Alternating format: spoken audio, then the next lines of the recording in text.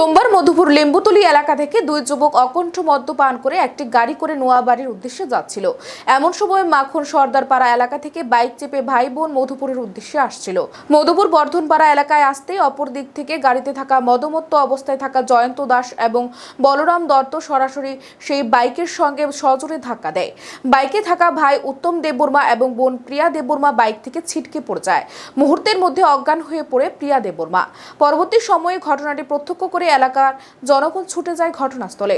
যদিও সেই সময় ঘটনাস্থল থেকে পালিয়ে যায় গাড়িতে থাকা যুবকরা। পরে জনগণের চাপে পড়ে তাদেরকে উদ্ধার করে নিয়ে যাওয়া হয় মধুপুর হাসপাতালে। এদিকে প্রিয়া দেববর্মার মাথায়, হাতে এবং পায়ে প্রচন্ড আঘাত লাগে। তাছাড়া উত্তম দেববর্মার চোখের মধ্যে মারুতি গাড়ির গ্লাস ভেঙে প্রবেশ করে। পরবর্তী সময়ে তাদেরকে মধুপুর হাসপাতালে নিয়ে গিয়ে চিকিৎসা করা হয়।